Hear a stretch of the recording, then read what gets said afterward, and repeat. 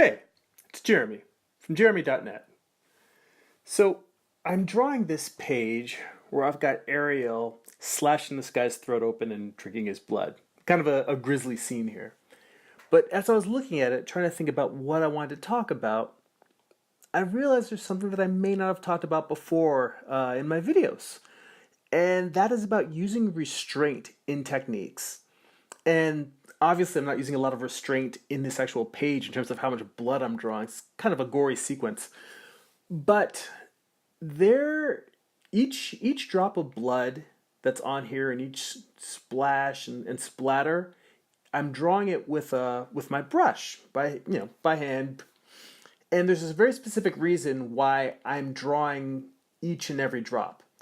There's a really cool technique that a lot of comic artists know. You've probably seen it before if you haven't. But when you see that thing where it looks like it's a cool spray or a mist of blood, and sometimes not even blood. Sometimes people will just use it as a background texture.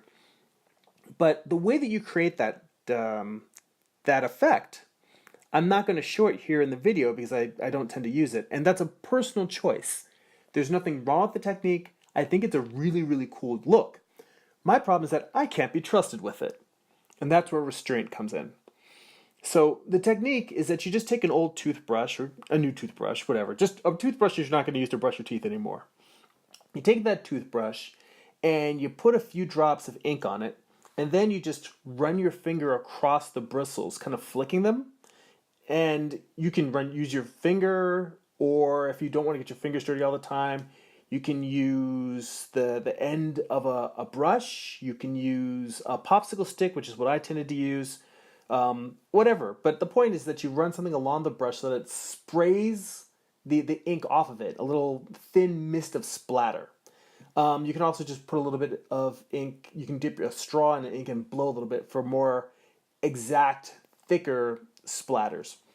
Now with this trick, you kind of want to mask off the areas that you don't want to get spray on. You might want to cover all the panels except for the one that you're doing, and maybe even use some cover up liquid like a liquid frisket that airbrush artists use, or maybe cover it with tape, or what else did I use? Wax paper. That's what I used a lot. Point being is that it creates a really cool effect where it creates this fine ink mist across the page. Or, like I said, you can make it a little bit thicker depending on how much ink you put on there, how close you hold it to the paper, also using a straw, and putting specific drops in there. Now, I learned this technique when I was in high school. I think I saw it in Wizard Magazine. Maybe somebody at a convention showed me. Could have been that I was in a small comic book studio back when I was in high school. It might have been that one of the inkers from the group may have shown me. But, point being is that it's a super cool effect. And because it looks really cool, I started using it all the time. Like every third page I had that effect on there. Like I was using it even on effects where there wasn't any violence and just using it as a texture. And I think that that's something that's true of many artists. I'm not going to say all artists. I'm not going to say, most artists. But I think many artists, whenever we discover a new technique, we find a new toy, it's really cool, it's really exciting, we want to play with it, and we want to use it all the time. But what makes these effects cool is how you use them sparingly. And I think that for some effects, you use them a lot, and then you slowly start to, say, all right, let me dial this back a little bit here, let me dial it back a little bit there. Sometimes the overuse is part of the process of you really starting to learn and understand that effect. I mean, like I can remember in Photoshop the first time someone showed me the lens flare filter. There's tons of Photoshop filters that are really cool and do interesting effects. And the first time someone shows you that, you're like, oh, wow, this is going to change my work forever. And then you use it a lot. And I think for most artists, it takes a little bit of time. But, you start learning that you can't necessarily use this cool effect on every single page or every single piece of artwork because it loses its specialness. It's like having comic pages where characters break out of borders, and if you have every single panel of the character breaking out of borders, it stops being special.